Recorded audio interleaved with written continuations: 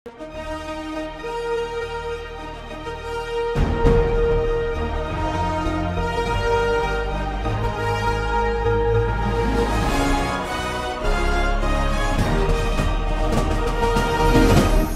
பார்த்து கொண்டிருப்பது உங்கள் ஜாஷ்வா டிவி.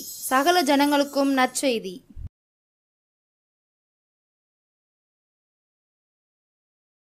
எல்லாருக்கும் நம் இயேசு சிறந்தவரே, எல்லாருக்கும் நல்லவரே.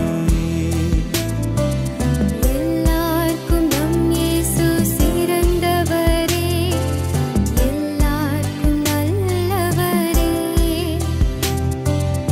எல்லாருக்கும் உள்ளோர்க்கும் எளியோர்க்கும் வலியோர்க்கும் எல்லாருக்கும் நம் இயேசு சிறந்தவரே.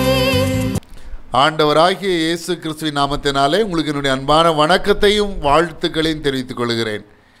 இன்றைய இரவு தியானத்திற்கு ஆதாரமாக சங்கீத புத்தகங்கள் 118வது சங்கீதம் 24ஆம் வசனம், சங்கீதம் 118 24. இது கர்த்தர் உண்டு பண்ணின நாள், இதிலே களி கூர்ந்து மகிழக் கடவோம். இது கர்த்தர் உண்டு பண்ணின நாள், இதிலே களி கூர்ந்து மகிழக் கடவோம். ஒவ்வொரு நாளையும் நாம் கர்த்தர் உண்டு பண்ணின நாளாக எண்ணி அதிலே மகிழ்ச்சியோடு வாழ கற்றுக்கொள்ள வேண்டும். ஒரு முழு நாளையும் மகிழ்ச்சியோடு அர்த்தமுள்ள நாளாக கழிப்பது எப்படி? அதை குறித்து நாம் சற்று தியானிக்க இருக்கிறோம். முதலாவது, ஒவ்வொரு நாளும் அதிகாலை எழுந்து கர்த்தரோடு அந்த நாளை ஆரம்பியுங்கள். Early to bed early to rise என்பார்கள். சூரியன் உதிப்பதற்கு முன்பதாக நாம் ஒழித்து விட வேண்டும், அதிகாலை கண் விழித்து விட வேண்டும், கர்த்தரோடு அந்த நாளை ஆரம்பிக்க வேண்டும். நீதிமொழிகள் 8ஆம் அதிகாரம் 17ஆம் வசனம் சொல்கிறது, அதிகாலையில் என்னை தேடுகிறவர்கள் என்னை கண்டடைவார்கள். அதிகாலையில் நீங்கள் கர்த்தரை தேடினால் நிச்சயமாக அவரை கண்டடைவீர்கள். அது மாத்திரமல்ல, புலம்பல் புத்தகம் சொல்கிறது, காலை தோறும் அவருடைய கிருபைகள் புதியவைகள். நம்முடைய ஆண்டவராகிய இயேசு கிறிஸ்து தான் நமக்கு முன்மாதிரி என்று 1 பேதுரு 2ஆம் அதிகாரம் 21ஆம் வசனம் சொல்கிறது. ஏனெனில் கிறிஸ்துவும் உங்களுக்காக பாடுபட்டு நீங்கள் தம்முடைய அடிச்சூடுகளை தொடர்ந்து வரும்படி உங்களுக்கு மாதிரியை பின் வைத்து போனார் என்று 1 யோவான் 2:6 என்ற வேத பகுதி சொல்கிறது, அவருக்குள் நிலைத்திருக்கிறேன் என்று சொல்லுகிறவன் அவர் நடந்தபடியே தானும் நடக்க வேண்டும் என்று சொல்லி எபிரேயர் 3:1 என்ற வேத பகுதி சொல்கிறது, கிறிஸ்து இயேசுவை கவனித்து பாருங்கள்.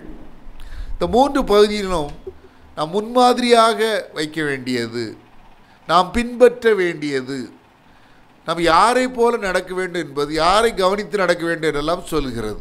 அது யார்? நம்முடைய ஆண்டவராக இயேசு கிறிஸ்து தான். அவரிடத்தில் காணப்பட்ட பழக்கம் என்ன? மார்க்கு 1ஆம் அதிகாரம் 35ஆம் வசனம் சொல்கிறது, அவர் அதிகாலையில் இருட்டோடே எழுந்து புறப்பட்டு வனாந்தரமான ஒரு இடத்திற்கு போய் அங்கே ஜெபம் பண்ணினார் என்று சொல்லி. நம்முடைய ரோல் மாடல், நம்முடைய முன்மாதிரி ஆண்டவராக இயேசு கிறிஸ்து தான். அவர் அதிகாலையிலே இருட்டோடே எழுந்து புறப்பட்டு வனாந்தரமான ஒரு இடத்திற்கு சென்று அங்கே ஜெபம் பண்ணினார். ஆகவே நாமும் அவ்விதமாய் அதிகாலை எழுந்தவுடன் ஆண்டவரோடு அந்த நாளை ஆரம்பிக்கத்தக்க வகையில் ஜெபிக்க வேண்டும். சங்கீதம் 63 முகவுரை தாவீது யூதாவின் வனாந்திரத்திற்கில் பாடின சங்கீதம் என்று சொல்கிறது. யூதாவின் வனாந்திரத்தில் அவன் என்ன பாடினான்? சங்கீதம் 63:1 வாசித்து பாருங்கள். தேவனே, நீர் என்னுடைய தேவன், அதிகாலமே உம்மை தேடுகிறேன். வறண்டதும் விடாய்த்ததும் தண்ணீரற்றதுமான நிலத்திலே என் ஆத்துமா உம்மேல் தாகமாய் இருக்கிறது, என் மாம்சமானது உம்மை வாஞ்சிக்கிறது என்று சொல்கிறான். அதிகாலையிலே ஜெபத்தின் மூலமாக தேவனை தேட வேண்டும். அது மாத்திரமல்ல, அதிகாலையிலே வேதத்தை நாம் வாசித்து தியானித்தால் வேத வசனங்கள் மூலமாக தேவன் நம்மோடு பேசுவார். சங்கீதம் 1 வாசித்து பாருங்கள்.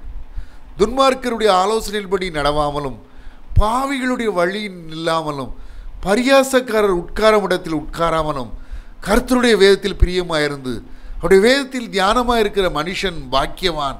அவன் நீர்க்கால்களின் ஓரமாய் நடப்பட்டு தன் காலத்தில் தன் கதியை தந்து இலை உதிராதிருக்கிற மரத்தை போல் இருப்பான்.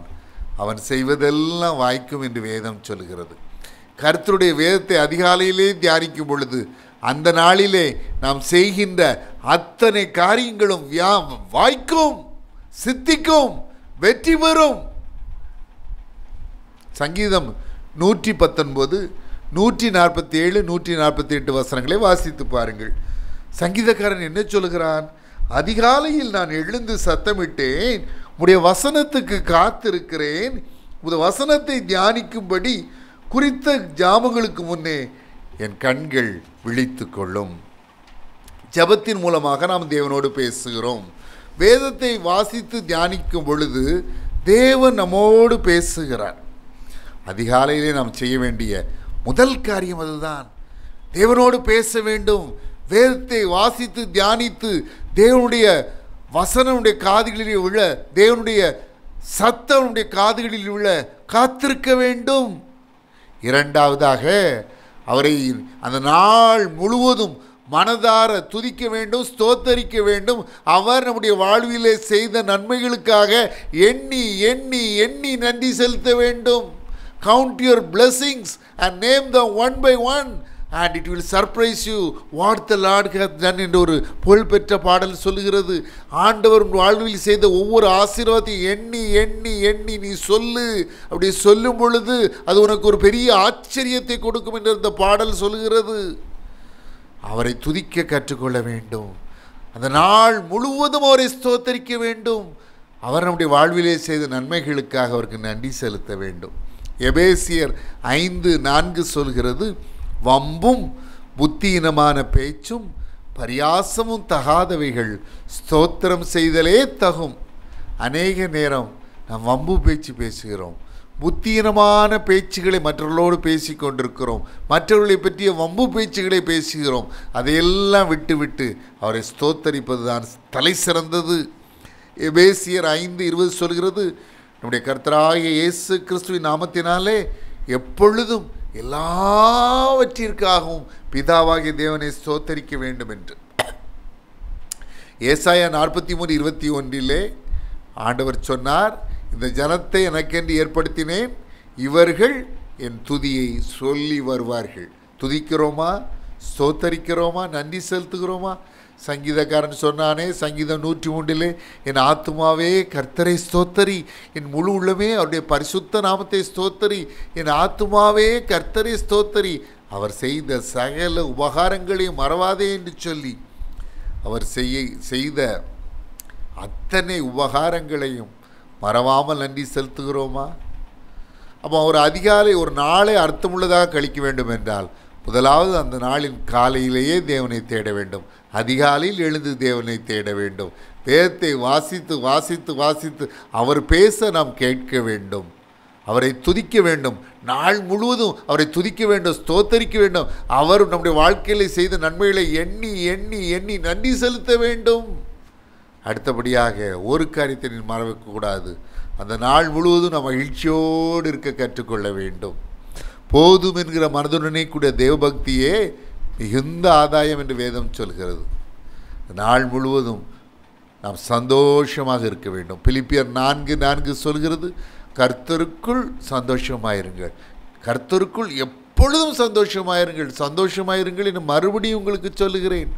அந்த நாள் முழுவதும் நாம் மகிழ்ச்சியோடு இருக்க வேண்டும். உற்சாகத்தின் ஆவி என்னை தாங்கும்படி செய்யும் என்று தாவீது ஜெபித்தானே, அந்த ஜெபத்தை நாம் ஏறெடுத்து எப்பொழுதும் அந்த நாள் முழுவதும் ஒரு உற்சாகத்தின் ஆவி நம்மை தாங்க செய்ய வேண்டும் என்ற இடத்தில் வேண்ட வேண்டும். நெகேமியா 8:10 சொல்கிறது, கர்த்தருக்குள் மகிழ்ச்சியாக இருப்பதே உங்களுடைய பலன் என்று சொல்லி. கர்த்தருக்குள் சந்தோஷம், கர்த்தருக்குள் மகிழ்ச்சி அப்படின்னா என்ன அர்த்தம்? இன்னொரு வகையான மகிழ்ச்சி இந்த உலகத்தில் இருக்குது. அந்த மகிழ்ச்சிக்கு பேர் என்ன? எபிரேயர் 11:25 சொல்கிறது, அநித்தியமான பாவ சந்தோஷங்கள். அநித்தியமான பாவ சந்தோஷங்கள் என்பது கொஞ்ச நேரம் மகிழ்ச்சியை தரும், அதுக்கு பிறகு அது ரொம்ப வேதனையை கொடுக்கும், கடைசியில் நம்மளை நரகத்தில் கொண்டு போட்டுரும். அதான் அநித்தியமான பாவ சந்தோஷம். அந்த சின்ஃபுல் ப்ளஷர்ஸ் என்று ஆங்கிலத்திலே சொல்வார்கள். அந்த சந்தோஷம் நமக்கு வேண்டாம். அந்த அநித்தியமான பாவ சந்தோஷம் நமக்கு வேண்டாம். கர்த்தருக்குள்ள மகிழ்ச்சியாக இருப்போம். அது மாத்திரமல்ல, நாம் எடுக்க வேண்டிய ஒரு தீர்மானம், இந்த நாளிலே கர்த்தருடைய கிருபையினாலே எனக்கு வருகிற எல்லா பாவ சோதனைகளிலும் நான் 100% வெற்றி பெறுவேன் என்ற ஒரு தீர்மானத்தை எடுப்போம். ஆதியாகமம் 39:9 நான் இத்தனை பெரிய பொல்லாங்குக்கு உடன்பட்டு தேவனுக்கு விரோதமாக பாவம் செய்வது எப்படி என்று சொல்லி யோசேப்பு தன்னை பரிசுத்தமாக காத்து கொண்டான். 1 தீமோத்தேயு 5:22 சொல்லுகிறது, உன்னை சுத்தவானாக காத்துக்கொள். இந்த நாளிலே எனக்கு வருகிற எல்லா பாவ சோதனைகளிலும் நான் வெற்றி பெற கிருபை செய்யும் என்ற ஆழத்தில் ஜெபித்து விட்டு நம்மை நாமே பரிசுத்தமாக அந்த நாள் முழுவதும் காத்துக்கொள்ள வேண்டும். அது மட்டுமல்ல, ஆண்டவர் நமக்கு ஒரு பொறுப்பை கொடுத்திருப்பார். ஒரு ஊழியத்தை கொடுத்திருக்கலாம், உலக பிரகாரமான வேலையை கொடுத்திருக்கலாம், அல்லது ஒரு மாணவனாக மாணவியாக நமக்கென்று ஒரு படிப்பை கொடுத்திருக்கலாம். பிரசங்கி 9:10 சொன்ன வண்ணமாக, செய்யும்படி உன் கைக்கு நேரிடுவது எதுவோ அதை உன் பலத்தோடே செய். நமக்கு கொடுக்கப்பட்ட உலக பிரகாரமான கடமைகளை நம்முடைய பலத்தோடே அந்த நாள் முழுவதும் நாம் செய்ய வேண்டும். கண்ணீரோடே விதைக்கிறவர்கள் கம்பீரத்தோடே அறுப்பார்கள் என்று சங்கீதம் 126:5 சொல்கிறது. நீதிமொழிகள் 22:29 வாசித்து பாருங்கள். தன் வேலையில் ஜாக்கிரதையாக இருக்கிறவனை நீ கண்டால் அவன் நீசருக்கு முன்பாக நில்லாமல் ராஜாக்களுக்கு முன்பாக நிற்பான் என்று வேதம் சொல்கிறது. ஆகவே உலக பிரகாரமாக நமக்கு கொடுக்கப்பட்ட பணியிலே அந்த நாள் முழுவதும் நாம் உண்மையும் உத்தமத்தோடு நடந்து கொள்ள வேண்டும். நீதிமொழிகள் 28:20 சொல்கிறது, உண்மையுள்ள மனுஷன் பரிபூர்ண ஆசீர்வாதங்களை பெறுவான். ஆகவே அந்த நாள் அர்த்தமுள்ளதாக மாற வேண்டாம். அந்த நாளுக்கு நமக்குரிய கடமை, உலக பிரகாரமான கடமையில் நாம் உண்மையுள்ளவர்களாக இருக்க வேண்டும். ஆண்டவர் சொல்லுகிறார் மத்தேயு 25:21-23 நல்லது உத்தம உண்மையுள்ள ஊழியக்காரனே, கொஞ்சத்திலே நீ உண்மையாக இருந்தாய், அநேகத்திலே உன்னை அதிகாரியாக வைப்பேன்னு சொல்கிறார். அதனால் அந்த நாள் முழுவதும் நமக்கு கொடுக்கப்பட்ட உலக பிரகாரமான கடமையிலே நாம் உண்மையும் உத்தமமாய் வாழ வேண்டும். முழு பலத்தோடு அந்த கடமையை செய்ய வேண்டும். ஏனோ ஏதோ என்று வேண்டா வெறுப்பாக அல்ல, ஆனால் உண்மை உத்தமமாய் நாம் செய்ய வேண்டும். கடைசியாக அந்த நாள் அர்த்தமுள்ளதாக நிற்க வேண்டும் என்றால் அந்த நாளிலே நாம் ஆத்துமா ஆதாயம் செய்ய வேண்டும்.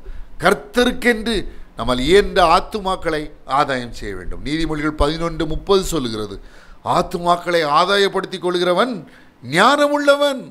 அந்த நாள் முழுவதும் நம்மால் இயன்ற ஆத்துமாக்களை கர்த்தருக்கென்று ஆதாயம் செய்ய வேண்டும். அது மட்டுமல்ல, மத்தேயு 5:16 வாசித்து பாருங்கள். மனுஷர் உங்கள் நற்கிரியைகளை கண்டு பரலோகத்தில் இருக்கிற உங்கள் பிதாவை மகிமைப்படுத்தும்படி உங்கள் வெளிச்சம் அவர்களுக்கு முன்பாக பிரகாசிக்க கடவது. மனுஷருக்கு முன்பாக நம்முடைய வெளிச்சம் பிரகாசிக்க வேண்டும். நம்மால் இயன்ற நன்மைகளை மற்ற மனுஷர்களுக்கு நாம் செய்ய வேண்டும். கர்த்தருடைய நாமத்தினாலே மற்றவர்களுக்கு உதவி செய்ய வேண்டும். கர்த்தருடைய நாமத்தினாலே நம்முடைய வெளிச்சம் இந்த சமூகத்திற்கு முன்பதாக, இந்த தேசத்திற்கு முன்பதாக, மனுஷர்களுக்கு முன்பாக பிரகாசிக்க வேண்டும். அப்போஸ்தலர் 10:38 வாசித்து பாருங்கள்.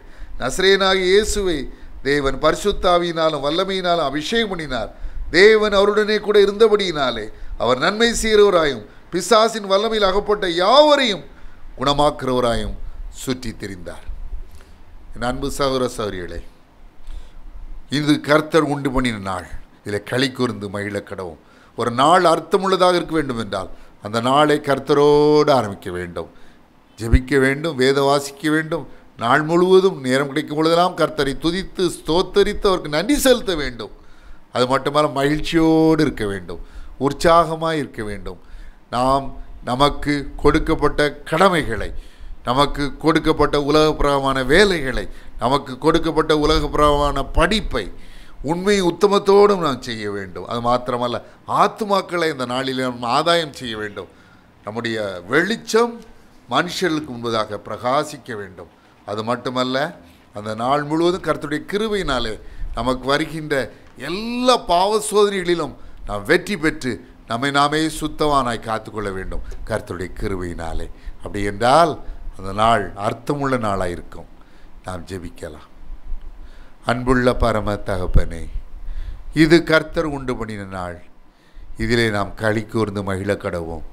ஒரு நாள் எவ்வளவு அர்த்தமுள்ளதாக இருக்க வேண்டுமோ, ஆனந்தமுள்ளதாக இருக்க வேண்டுமோ, இருக்கத்தக்க வகையில் இருக்க நாங்கள் என்ன செய்ய வேண்டும் என்று சற்று தியானித்தோம். ஒரு நாள் முழுவதும் நாங்கள் பயன்படுத்தி கொள்ள ஒவ்வொரு நாளையும் எங்களுக்கு ஈவாய் தருகிறீர். அந்த நாளை நாங்கள் முழுவதும் பயன்படுத்தி கொள்ள நீர் விரும்புகிற ஒரு வாழ்க்கையை அந்த நாள் முழுவதும் நாங்கள் வாழ கிருபை செய்தரணும். இப்பொழுதும் வியாதியினால் பலவீனப்பட்ட நிலைமையிலே, வியாதி உள்ள இடத்திலே தங்களுடைய கரங்களை வைத்து ஜெபிக்கிற உடைய பிள்ளைகளுக்காக நான் விசேஷமாக ஜெபிக்கிறேன். சுந்தரம் என்ற பெயரை காணுகிறேன். இயேசு கிறிஸ்துவின் வல்லமுள்ள நாமத்தினாலே சிறுநீரக நோய் உங்களை விட்டு அகன்று போகிறது. உங்கள் சுகத்தை பெற்றுக்கொள்ளுங்கள். நன்றி இயேசு சுவாமி, நன்றி ராஜா, நன்றி கர்த்தாவே, நன்றி தேவனே. ஸ்தோத்திரம் ஸ்தோத்திரம் ஸ்தோத்திரம்.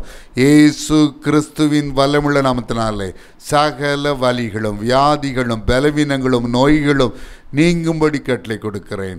சிறுநீரக கற்கள் இயேசு கிறிஸ்துவின் வல்லமுள்ள நாமத்தினாலே கரைந்து போகும்படி, உரு தெரியாமல் மறைந்து போகும்படி கட்டளை கொடுக்கிறேன்.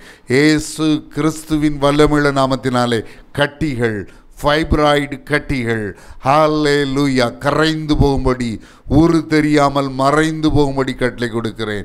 நீர் கட்டிகள் ஹல்லேலூயா இயேசு கிறிஸ்துவின் வல்லமுள்ள நாமத்தினாலே கரைந்து போகும்படி, ஊறு தெரியாமல் மறைந்து போகும்படி கட்டளை கொடுக்கிறேன். நன்றி இயேசு சுவாமி. ஹல்லேலூயா ஹல்லேலூயா ஹல்லேலூயா ஹல்லேலூயா. அன்பு சகோதரி கோமதி, உங்களுடைய கண்களில் உள்ள பிரச்சனைகளை இயேசு கிறிஸ்து இப்பொழுதே குணமாக்குகிறார். உங்கள் சுகத்தை பெற்றுக்கொள்ளுங்கள் இயேசு கிறிஸ்துவின் வல்லமுள்ள நாமத்தினாலே.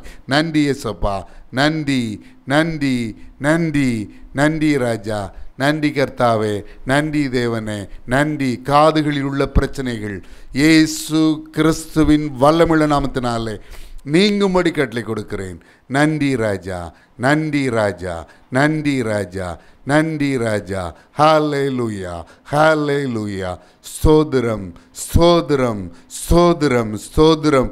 குழந்தை பாக்கியமற்ற தம்பதியினருக்காய் ஜெபிக்கிறேன். குழந்தை பாக்கியம் ஆசீர்வாதத்திற்காய் காத்து நிற்கிற தம்பதியினருக்காய் ஜெபிக்கிறேன். பெற பண்ணுகிறவராகிய நான் பெறச் செய்யாமல் இருப்பேனோ என்று கர்த்தர் சொல்கிறார். பிரசவிக்க பண்ணுகிறவராகிய நான் பிரசவத்தை தடுப்பேனோ என்று உன் தேவன் சொல்கிறார். ஒரே ஆண்டிலே ஹல்லேலூயா ஹல்லேலூயா. அடுத்த ஆண்டு 2025ஆம் ஆண்டு இதே தேதியில் உடைய பிள்ளைகள் அற்புத குழந்தைகளை அணைத்து கொள்ளும்படி செய்தருளும். உடைய சரீரத்தில் அற்புதம் செய்தருளும். நன்றி இயேசு சுவாமி. ஹல்லேலூயா. ஆப்ரேஷனுக்கு நியமிக்கப்பட்டு ஹல்லேலூயா மருத்துவர்களால் கைவிடப்பட்ட நிலைமையில் உள்ள ஒவ்வொருவரையும் உடைய கருத்திலே தருகிறேன். பாலசேகர், கர்த்தர் உங்களை குணமாக்குகிறார். உங்கள் சுகத்தை பெற்றுக்கொள்வீர்களாக. நன்றி இயேசு சுவாமி, நன்றி ராஜா, நன்றி கர்த்தாவே, நன்றி தேவனே, நன்றி இயேசு சுவாமி. ஸ்தோத்திரம் ஸ்தோத்திரம் ஸ்தோத்திரம் ஸ்தோத்திரம். ஹல்லேலூயா ஹல்லேலூயா. தொழில் செய்கிற உடைய பிள்ளைகளை ஆசீர்வதியும். தொழிலிலே செழிப்பை கட்டளையிட்டுள்ளும். ஹல்லேலூயா. உத்தியோகம் செய்கிறவனுடைய பிள்ளைகளை ஆசீர்வதியும். உத்தியோகத்திலே உயர்வை கட்டளையிட்டுள்ளும். ப்ரமோஷனை கொடுத்துள்ளும். உன் கைகளின் பிரயாசத்தை நீ சாப்பிடுவாய். உனக்கு பாக்கியமும் நன்மையும் உண்டாயிருக்கும். உன் கை செய்யும் வேலையில் எல்லாம் உன் தேவனாகிய கர்த்தர் உன்னை ஆசீர்வதிப்பார். நன்றி இயேசு சுவாமி. ஹல்லேலூயா. கடன் பாரத்திலே சிக்கி தவிக்கிற உடைய பிள்ளைகளை உடைய கரத்திலே தருகிறேன். ஹல்லேலூயா. இன்று கடன் வாங்கி கொண்டிருக்கிறவர்கள் அநேகருக்கு கடன் கொடுக்கிறவர்களாக உயர்த்தும்படியாக ஜெபிக்கிறேன். நீ அநேக ஜாதிகளுக்கு கடன் கொடுப்பாய், நீயோ கடன் வாங்காதிருப்பாய் என்ற வசனத்தின்படி ஆசீர்வதிக்கும்படியாக ஜெபிக்கிறேன். டிரான்ஸ்ஃபர் வேண்டும் என்று ஜெபிக்கிற உடைய பிள்ளைகளை உடைய கரத்திலே தருகிறேன். அவள் விரும்புகிற இடத்திற்கு விரும்புகிற இடம் மாறுதல் டிரான்ஸ்ஃபர் கிடைக்கும்படி கிருபை செய்தருளும். நன்றி நன்றி நன்றி. இதை பார்த்து கொண்டவருடைய வாழ்க்கையில் அதிசயங்களையும் அற்புதங்களையும் செய்தருளும். சகல துதியையும் கனத்தையும் மகிமையும் வல்லமையும் ஒருவருக்கே செலுத்துகிறோம். இயேசு கிறிஸ்துவின் நாமத்தினாலே வேண்டிக் கொள்கிறோம் பிதாவே, ஆமேன். இதை பார்த்து கொண்டிருக்கிற, இதை கேட்டுக்கொண்டிருக்கிற அன்பு சகோதர சகோதரிகளே, நான் உங்களுக்காக ஜெபிக்க வேண்டுமானால் உங்கள் ஜெப குறிப்புகளை எனக்கு அனுப்பி வையுங்கள்.